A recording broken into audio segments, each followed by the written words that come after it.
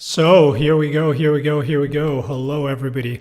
Hope everybody's having a great day. Not sure how many people make it live this time of the day. I know some people are not around during US sessions, so as usual, try to do these once a month, but today tried to shake this up a little bit, do it during London to make sure some other people get a chance to watch live in case they're around. So no trade calls, no recommendations. Everybody's responsible for their own stuff. We're here for educational purpose only.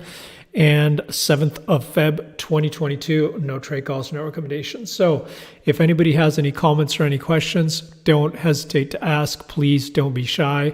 It would be good to see some sign of life in the chat. If not, I'll just talk through some things that are interesting here as usual. And let's get cracking. So here, something which I mentioned on Twitter too that I would try and highlight was the importance of where we are here in SPY and why this is a particularly choppy range. And you have to, as we say, not be confused with velocity of move inside range. We talked about the fact that we had an awful lot of chop inside this 4,700 and 474, 450, because we're looking at SPY. And to not get too confused if you see a lot of moves in here, because the market is just chopping around in this broader range. Now, we're in a situation where both the bulls and the bears can easily make a fairly decent case for why we have to either puke down and put in a much bigger correction, potentially all the way back down into the 200-week moving average, so around 350. But equally that the low is in, we had substantial volume coming in, and we're going to rip back higher to all-time highs. So I think what's important here is to be short bias and be long price and focus on what price is doing and what price is telling you. The reality is that there's not a lot of fear in the market, even though a lot of people I've seen on Twitter comparing this to Lehman moment, et cetera, et cetera. This is, for anybody who's actually traded through Lehman moment, this is nothing like Lehman moment. But as I was talking with some other guys, the reality is that liquidity is very, very poor. It is absolutely not normal to see the kind of gap down moves we've seen in Facebook or the kind of gap up moves we've seen in Amazon. And it's not normal to see, like 3 to 5% intraday reversals like as no tomorrow, just all over the place. So there is tension in the market. There's thin liquidity, and this opens up the possibility for something ugly and extreme to happen. But what I always tell people is remember that there's three things the market can do, right? The market can go up, the market can go down, and the market can go sideways. So in this scenario, you can try and handicap odds of whichever option you want to look at, but don't forget that just as easily we could see something that sparks a big melt up too. So don't forget there's always three options to what the market could do. So right now we're hovering here, and the reality is still that as long as we hold this spike low with, we talked about this a lot, a lot of volume coming in. You can see this volume in the Qs across the board. You have to respect the fact that there is a chance that this is a significant bottom that is being put in. Now, again, I know everybody wants to hear what's the call. Are we going down to 350 or are we going back to all-time highs? I mean, the reality is nobody knows. I mean, of course, everybody's going to favor a guess and everybody's going to try and make a bold prediction. And if you get it right, you're a hero. And if you get it wrong, nobody remembers it. It doesn't matter. But the reality is nobody has a crystal ball. Nobody knows what's going to happen. The only thing you can do is try and look at price to give you clues on how things could pan out, and ideally give you a chance to structure some bets, right, where you can ideally take some asymmetric stabs at trying to make some money in the market. That's the only thing that matters, right? Not trying to be right on a mega call. And here, the reality is that as much as I don't like to use the word easy, but let's say the simple move short, we talked about this. This was, always trying to look to get short at all-time highs, failures at all-time highs, is this was a fairly simple short with very tight risk for a beautiful reward back into the 200 DMA. Then here things got very funky and very messy. And then once you saw this huge volume coming in and this intraday reversal and turn back positive, this was a fairly simple opportunity to try and get long for a move back into more neutral territory, right? Back into this cluster of the moving averages. But right now, it's messy. Now, as we're chopping around here, there are a lot of interesting references, which I think are particularly interesting for people to keep an eye out for, irrespective of what time frame you're looking at it, and what indicators you're looking at. If you want to keep it simple on this daily, looking at these daily chart with the moving averages, I would say, right, I would offer up the fact that as long as we're stuck here inside the 200-day and the 10-day moving average to the downside, and broadly speaking, the 50-day and the 100 to the upside here, this is just a massive air pocket that, because of the thin liquidity, you could see market move around very, very aggressively, but it really doesn't mean much, right? It really doesn't mean much. And to complicate the thing even further is, as much as when you're trading at all-time highs, you can trade short against something very clear when you know you're long. Okay, if you get a big puke and an exhaustive reversal candle here on big volume, as we said, if you want to get long, this is fairly easy because it gives you something to trade against, and you'll know straight away where you're wrong. Here, it's extremely messy, right? It's extremely messy because even here, you've got these moving averages that are flattening, so they don't mean that much, and there'll be people getting taken out left, right, and center. If you really think about it, right, if you are long, structurally long off these lows, there is no real reason for you to change that view unless you take out those lows with gusto, right? If you think the world is going to end, the Fed's going to raise rates, they're going to break everything, yada, yada, yada, yada, there's no reason for you to really change your mind unless we go and we smack back above those highs. So here you've got a lot of people that have made their bets, very, very convinced of their opinion, and likely the percentage move we need to see for them to give up on that view is fairly large, or it's very difficult to trade around. On top of it, here, it's just a messy zone with a lot of different reference points. You've got these previous all-time highs. You see how the market tried to chop above them and they couldn't get any traction. So the message for me is it's messy. However, is the market absolutely wild? Not really, right? It's fairly technical. This is, I don't know if people look at this, but this is something which I would really offer up as a suggestion to something to look at, right? After those lows we set in on the big volume, what was the key reference point? What was the key reference day? I hope we can agree that basically January 26th, when the FOMC came, it was a really important point, right? Because basically we had what we talked about. You had the statement was a little bit dovish, and then you had Powell that came out being a little bit hawkish.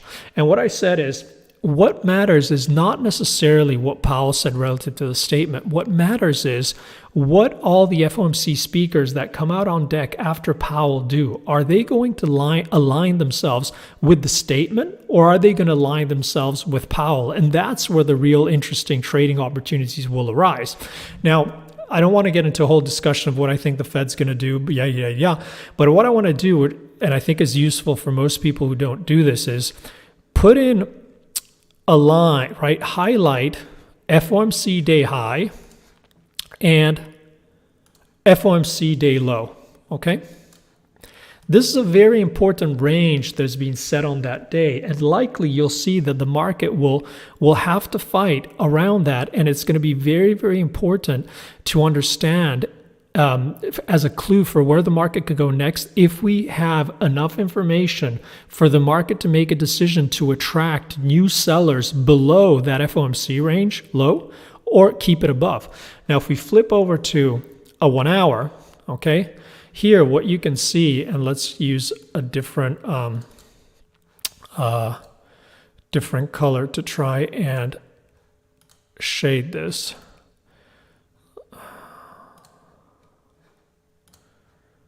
Actually, that wasn't very That wasn't very smart, was it? It doesn't look like. Let's make it here. Okay, mate. This should be okay.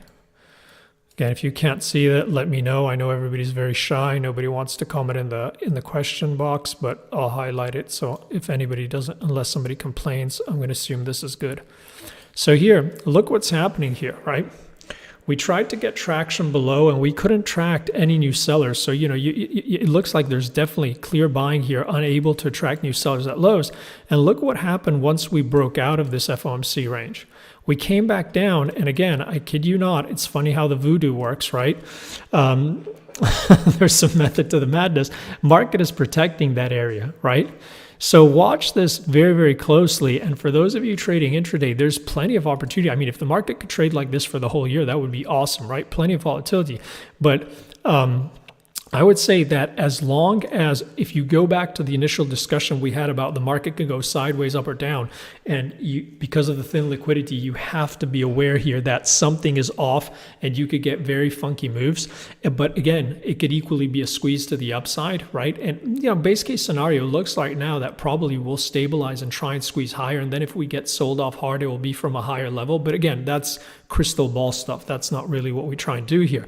But as long as the market defends this FOMC range here, you see these buyers coming in, chances are we're going to get a squeeze and the market is going to try and aggressively come back, also because of those liquidity situation, come back towards that 470. As long as we're back inside this range, the way I look at this is sideways action as just a range trade. I have no real new information. If we trade and we attract new sellers below that FOMC low, then my base case is that we're going to try and take out those lows. And on a retest, you do not want to be aggressively trying to fade this with no stop, because likely you get a big air pocket to the downside. So that's what I would be looking at. And again, that's why I think that the easy move both to the upside and the downside are done, and now we're chopping around. And instead of trying to focus and be a hero and decide where the market's going to be in 1, 2, 3, 4, 5 months from here, just look at what price is doing and try and take advantage of these intraday reversals, this volatility, even on single stock names, to try and bank some coin, because at the end of the day, that's what we're here for.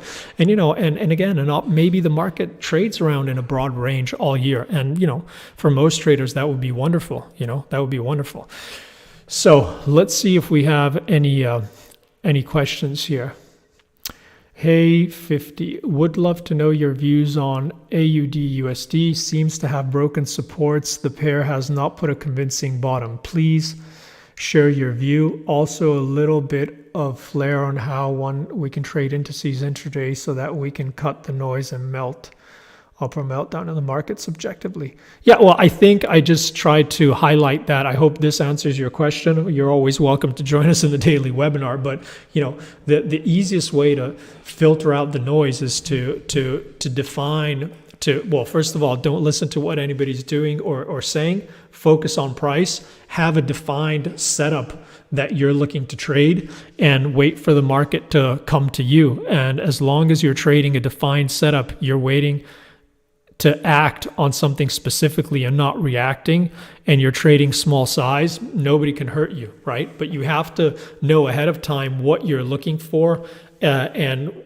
how you want to take advantage of that if indeed the market shapes up the way you're looking for it to shape up. But don't underestimate the importance of intraday ranges, intra-week ranges, because the market is, as you can see here, is fairly technical, and this year's been behaving very, very technically. The only thing that happens when you get these big VIX spikes, or you've got volatility kind of liquidity evaporate intraday, is just the ranges widen out, right? So what you just have to do is understand the context, and you take your size down, you widen out your stops, you widen out your TPs, but the market is still fairly technical, right? It just goes to bigger extremes, that's all.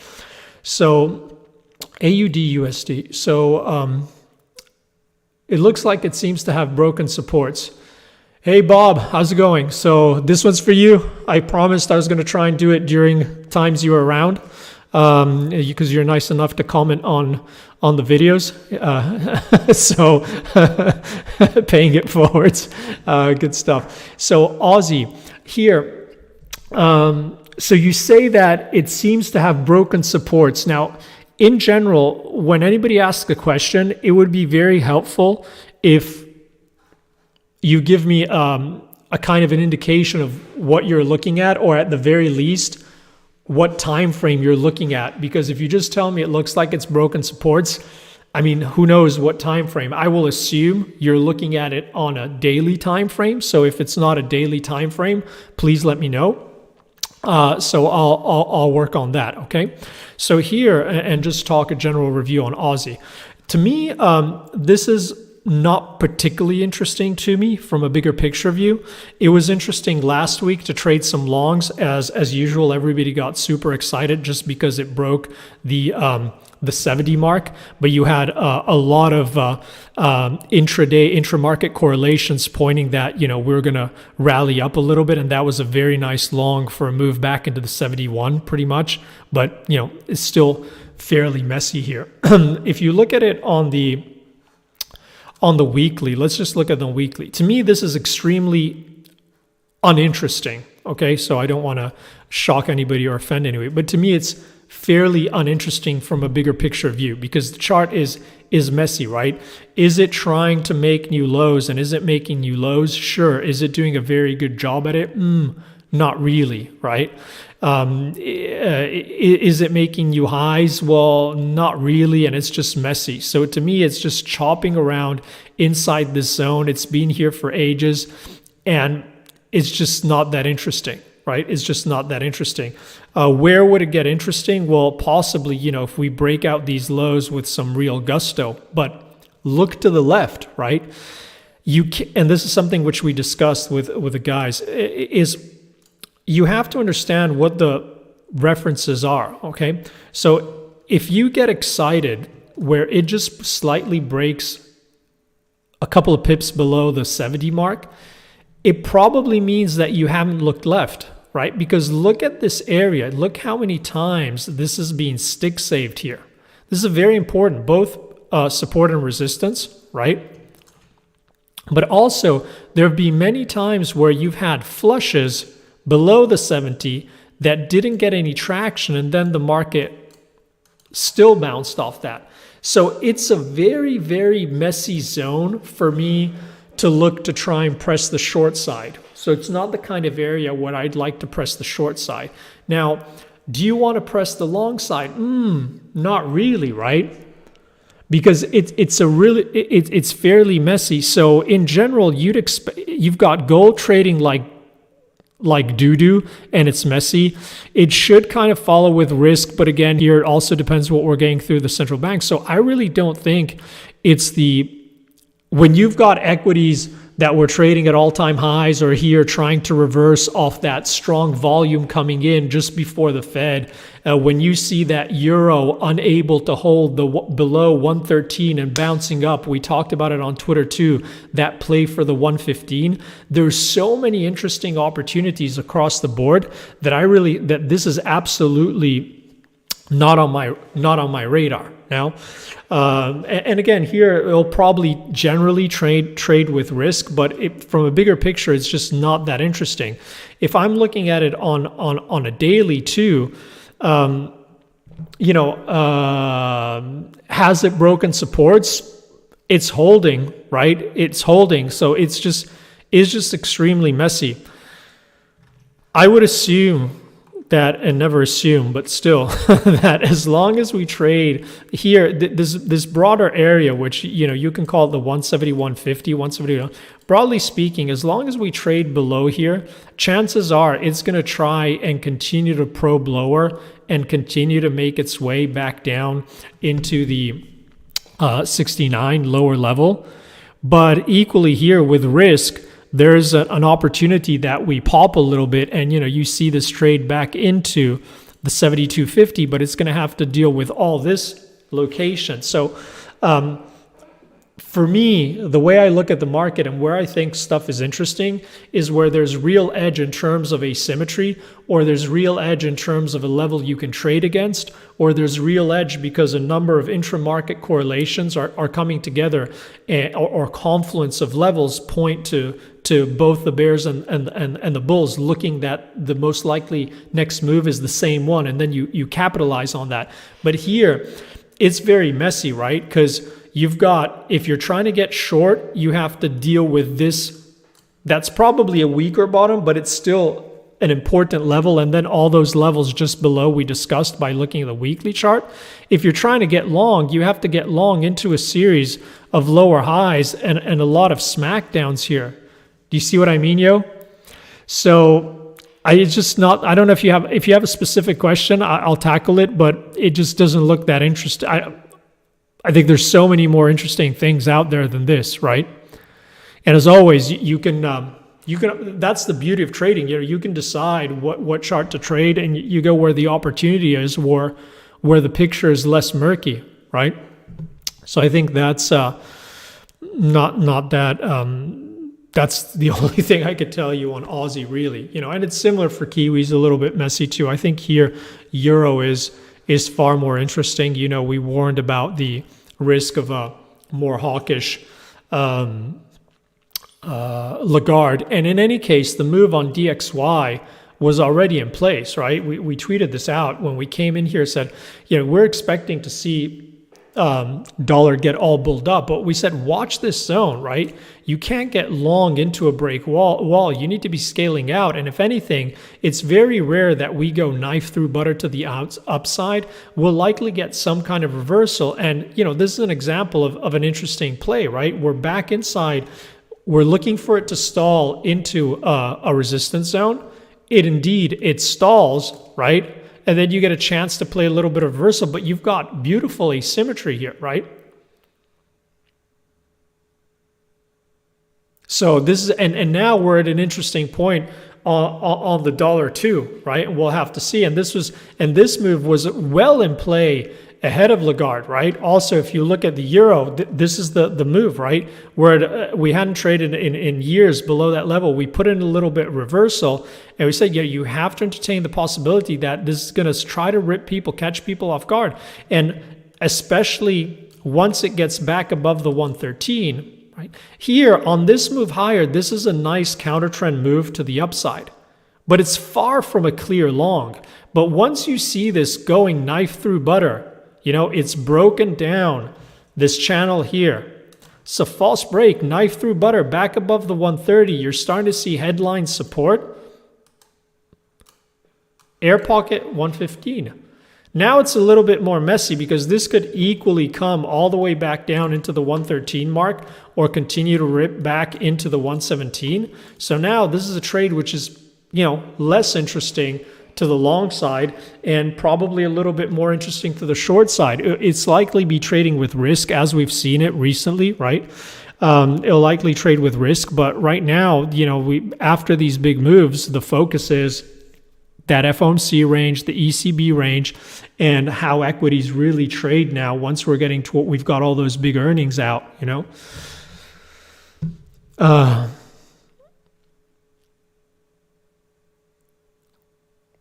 Yeah, it's just a question of you have the luxury to focus on anything you want. Nobody says, that's what I always say is when I get people who say, oh, I only trade Bund, I only trade Euro, I only trade this, or I only trade that.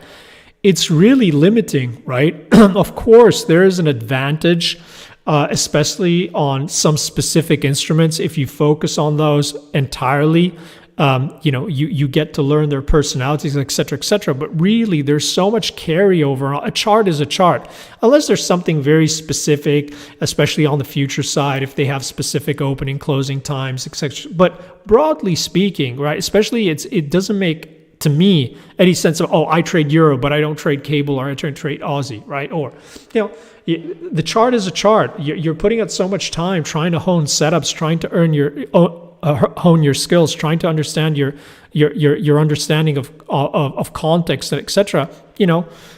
wait for the best possible thing to line up and don't limit yourself to one instrument, because essentially it's the same dynamics you're trading, right? Of course, you have to be aware of the different instruments, the specificities, but don't limit yourself, because that just means that sometimes you're technically unemployed. That happens. There's a lot of Aussie traders like, oh, I only trade AUD, right? Or a lot of guys in the UK, oh, I like to trade GPB. But don't limit yourself, right? Don't limit yourself, I would say. But again, as always, there's no right or wrong. There's just whatever works for you. But if I can offer, a different perspective, that's something you might want to consider. Any comments, any questions, anything anybody's looking at, anything anybody wants to discuss? Again, I'm happy to stay on as long as people have questions. What else is interesting here? What else is interesting? Yeah, I don't think FX is that interesting here, simply because, as we discussed, I think everything is on the equity side is just so much more interesting what's going on there, especially with those kind of moves. There's just so much opportunity. It really doesn't make sense to trade. FX will probably become a lot more interesting. Then we've got, gold, which is probably the gold's biggest disappointment ever this year. It's doing absolutely nothing, right? So it's evergreen tweet, gold hovering around the 1800 level. And again, there was very nice longs into the back end of the year, very high odd trades, seasonal trades, which is getting long gold in December, holding it through Jan into Feb. And, that was, again, a nice little trade, pretty much works every year. And right now it's just messy. It's just unable to attract new buyers. It seems there's plenty of selling all inside this 1850, 1830 zone. And equally, there's plenty of buying to prop it back up around this 118. So just not that interesting at all. Hey, how's it going, man? What's going on the yen? The yen, we've had a couple of good trades on the yen this year. I was just waiting for it to get another government official on deck, making a couple of comments about how they weren't happy with the yen weakness to get back short. But essentially, it's been a little bit messy. There have been a lot of nice shorts tactically and some intraday longs, but here it's also kind of messy. But I do like trying to play for a little bit of a short side here, and I'd rather get short than long. But equally, it's not a beautiful trade. But as long as this holds, you should not be surprised to see it trying to come back down into 114. Right now, it really looks like we're getting a lot of bids trying to support the 114, but plenty of offers into the 116. And every time we reach the higher end of that range, you seem to have also Japanese politicians on deck complaining about the yen weakness. So it seems like it's broadly stuck there. So I would suspect that unless we see something substantial also on the equity side or from one of the other central banks, and equities also continue to trade in that broader range, I wouldn't be surprised if this also continues to trade in that broader range. It doesn't mean you don't have interesting intraday opportunity, but again, I think my main message would be, and we talked about this last year, is coming into this year, everybody seems to be more and more sanguine or more obsessed about catching the next big swing trade, right? The next big melt up or the next big bear market. And the reality is, most likely, we're going to see a lot of chopping around, right? Because things aren't clear. The central banks are going to try and do something which is not going to be that easy, which is likely going to spook markets. They're probably going to have to go back and forth. So you're probably going to see a lot of back and forth. And I'd say, for anybody who's trading intraday, and not managing billions, if you've got a market that's stuck, broadly speaking, in a 10% range or something, or a 15% range, whatever, and just gets whacked up and down like there's no tomorrow, bring it. Let's have that every single year. That's beautiful trading conditions, right? So, but it's going to be murder for all the people looking for the next big sustained rally up or the big multi-year bear market, because likely it's just going to be messy. But I can't stress this enough. Be short bias and long price action. Just try and come into it and try and bank some coin every day and try and compound that, grow your account, and not worry about the big calls and the big moves. Anyways, most of the people focused on the big moves or the big calls are not really paying the bills trading their own account or trading. So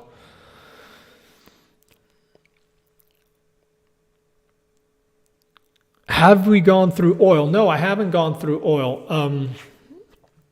Our base case on oil has been stay long, grind higher, sky's the limit kind of trade, right?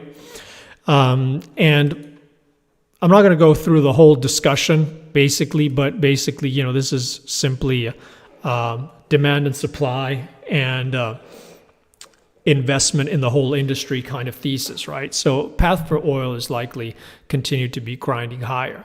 Here, let's look at technicals. Now, would it be surprising to see a little bit of a pullback in crude? Absolutely not.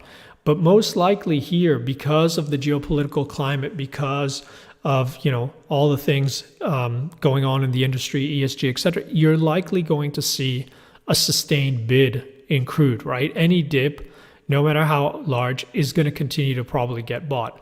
The big question is, are you trying to position yourself for what seems to be inevitable, which is crude in the triple digits, right?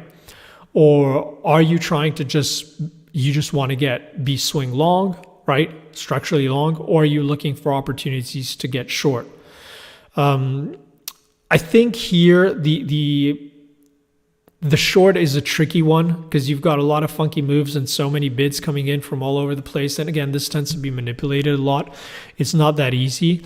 And also, the long at these highs is particularly hard if you want to keep a tight stop. So unless you're looking to build a position on a move back down, planning out your entries, or you're happy to sit through a decent drawdown, it's a hard trade, right? It's really a hard trade.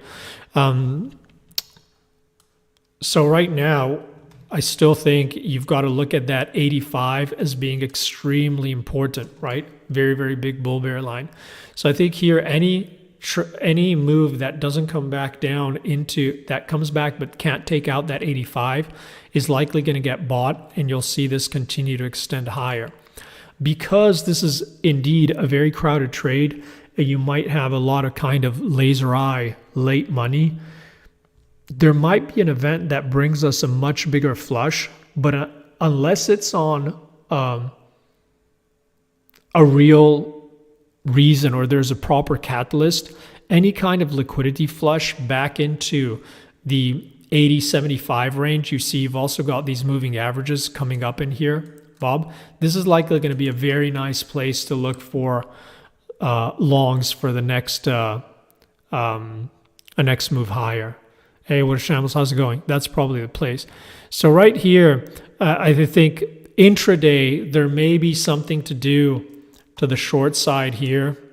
There may be tactical shorts or longs around the 85, and probably there are far more interesting structural longs if we get all the way back into that area, but we might not get there. Right? You see here, look at the 10-day, you can see that every single micro dip is getting bought. And the problem with this kind of action is that it just rips like this, taking no prisoners until you get, crude. You tend to get that $6-7 dump in a day and everybody panics. But unless that's on something structural, it's probably going to be an interesting buy. That's the way I'm looking at it. But I haven't been trading it much here. Again, I think there are nicer opportunities and less messy opportunities. But that's the way I'm looking at it, Bob.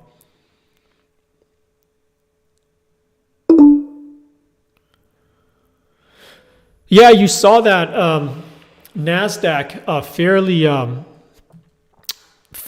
extremely technical, right? And you see how all those references we've been talking about were were respected very, very nicely, and very, very technical action across the board, and those levels are working very, very nicely, very, very nicely. And going back to the discussion we had also at the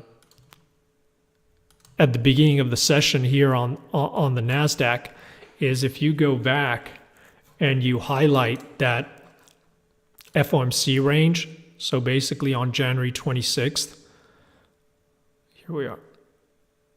By the way, I have no idea how long we've been going for, but market is dead. It's not like I have anything better to do, so as long as people want to shoot the breeze, I'm happy to stay on. So this is unless I get a call or something. This is that FOMC, that's that FOMC range on the NASDAQ, right? And you see how it tried to get traction, but then you see, that those bids in Apple, the bids in Amazon, they're just not going away. So you can look at those big sector ETFs, right? Whether it's, tech, whether you're looking at healthcare, or whether you're looking at these big weights like Apple, unless those really crack, it's unlikely that the market is going to just crap the bed, if you see what I mean. As I said, it's a dangerous territory. You have to be careful, but it just looks like there's broader support there, right? Markets are still getting bid, and so far the market is also still being fairly technical. So again, I think the best thing to do is just to focus on those references. So again, here you see the bears really had a chance to press this hard, because if you look at it, let's go back on the daily, right? So you see this move off these highs. So let's move high to low, right? So what's happening? We come high to low on this NASDAQ. We pop back in, and you get sold exactly at the 50 back, and you've got this gap down. So this is a fairly ugly move and a nice sell of the 50 back. But you see how it's getting no traction. But the other thing I'd like to point out is not only we looked at it on the Qs, the very, very strong volume that came in to buy those lows, but I'd like to point out something else in terms of the fib action, right? And maybe if we look at it on the 1 hour, it's a little bit clearer, right? So this is that initial move down, right? So 100% all the way back down to the zero in terms of the fib move. Here, the market tried to rally and got smacked down hard here, right? So this is probably a 38 retracement, I don't know, 20, some kind of, and here you see how it's just going sideways. So fibs tend to be extremely good when you have, fluid movements. The more they get, the more they get messy, the less interesting they are. And this kind of pattern where you try to sell down and it repeatedly fails at these lows and it pops back up, usually, as we discuss, this tends to indicate that despite the fact you could get sold at the 50 back, the market tends to like and go back to tag the 61.8. So again, in the similar ways, you're looking at those higher levels, 470 on SPY, right, or 4,700 on the ES. Especially here, you see if the market can't come in and continue to smack down this series of lower lows on NASDAQ, and it continues to defend this FOMC range, and it starts to base here, don't be surprised if you get a little bit of a spike back all the way into 15,600, right? You have to consider that possibility.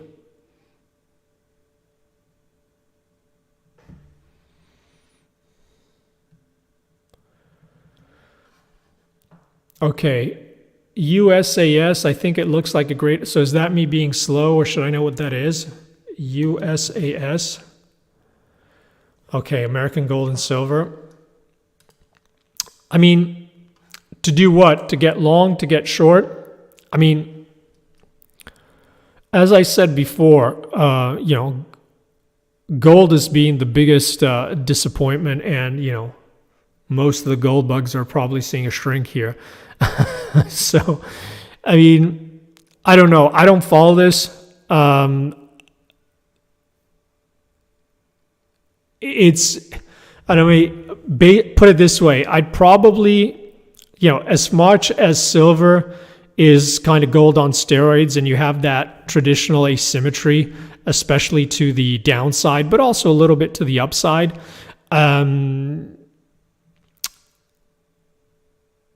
Gold hasn't really been behaving. Gold and silver haven't been behaving the way they should be behaving. So I would personally prefer, if I had to have a shot, to take a position on a futures contract where I have pretty much round the clock liquidity and I know what I can do, rather than being stuck on a minor or a junior minor, on some kind of stock where you could get completely whacked on these. And so it's not something I would trade. I'm particularly interested in. Is this trying to base? Sure, but you could argue this has been trying to base for a long time. And remember, when something's trading at these levels, it takes a tiny move to be down 50% and to be down 50% from that. So this is, something I wouldn't touch. But, if you want to, if you like it, no leverage, cash, 1-to-1, put it away and come back in 5 years, maybe. But this is really not the kind of trade I would necessarily be interested in or look at. I mean, there's really nothing to, unless you have a view on the company or on the sector, the chart's telling you nothing really here. Okay.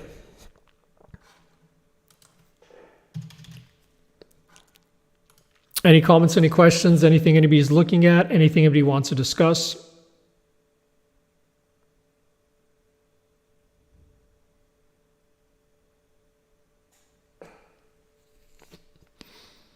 It looks like we've gone through most of the questions and stuff. Okay. Well, listen, guys, it's been an honor. It's been a pleasure spending some time with you. I look forward to doing this again in a month. At least we'll do it every month, maybe even more if I find time. But again, I'll try and do this every month. Try and do it at different times of the day so everybody gets a chance to attend live should they want to. Wishing everybody an awesome week ahead. Keep in mind, we're going to have pretty much every central banker on deck speaking this week. We've got ECB Lagarde, RBNZ Orr, BOC Macklem, Bailey, BOA Low, pretty much a bunch of Fed speakers. So it's likely going to be interesting. Thank you so much for stopping by, Bob. Cool that we managed to make it gel. Mr. Deadlift, all the best, and catch you guys soon. All the best. Thank you so much. Bye-bye, guys.